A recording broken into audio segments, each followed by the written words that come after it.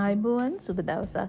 ඉතින් අපි ගොඩක් එකම විදිහේ කෑම කන්නේ නැතුව වෙනස් විදිහට රොටියක් උනත් හදාගත්තාම හැමෝම කන්න කැමති වෙනවා වගේම රසයත් ගුණයත් වැඩි වෙනවා. ඉතින් අද අපි බලමු මේ විදිහට රොටියක් හදාගන්න අල ටිකක් එකතු කරලා. ඉතින් මේක උදේට දවල්ට රැට ඕනම වෙලාවකට ආහාරයට ගන්න පුළුවන් රසවත් කෑමක්. ඒ වගේම තමයි වැඩි වෙලාවක් නැතුව අපිට මේක හදාගන්න පුළුවන්. ඉතින් මොනවා හරි හොදි වර්ගයක් එක්ක මේක ඉතාමත්ම රසයි. ඉතින් අද අපි බලමු මේ රසවත් රොටිය කොහොමද හදාගන්නේ කියලා. ඉතින් මං කලිනුත් කිව්වා වගේ මේකට අපි මුලින්ම අල ටිකක් තඹගෙන අල ගෙඩි 3ක් විතර දැන් මේකට මං තඹගත්තා. තඹගෙන මේ විදිහට පොඩි කරගත්තා. පොඩි කරගෙන අපි මේකට පාන් පිටි කෝප්පයක් එකතු කරනවා. එකතු කරලා ඒකට කපාගත්තු ලූණු මේ විදිහට එකතු කරන්න පුළුවන්.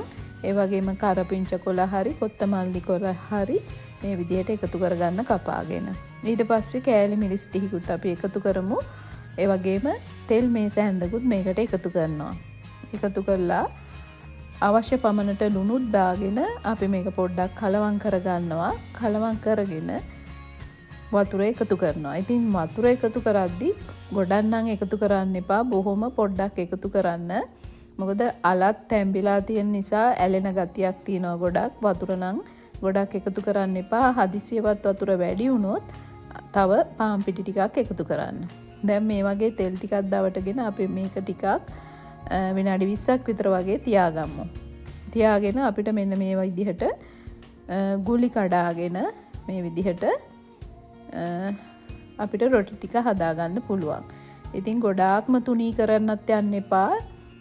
මේක අවශ්‍ය පමණට අපිට තුනී කරගත්ත හැකි අපි මේ වගේ සෝස් පෑන් එකේ දාගත්තට පස්සේ.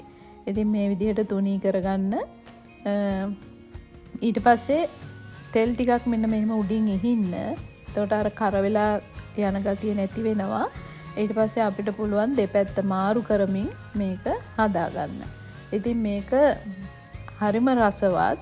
ඒ වගේම තමයි මේ ඕනම වෙලාවකට අපිට හදාගන්න පුළුවන්. මෙන්න මේ වගේ දෙපැත්ත මාරු කරමින් අපි මේක හදාගන්න ඕන. ඔයාලට පේනවා ඇති ලස්සන පාටක් එක්කම මේක ඇත්තටම හරිම රසවත්.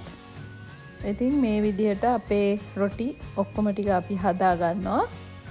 ඊට පස්සේ අපිට පුළුවන් කැමති හොදි එකක් හදාගෙන මේක ආහාරයට ගන්න.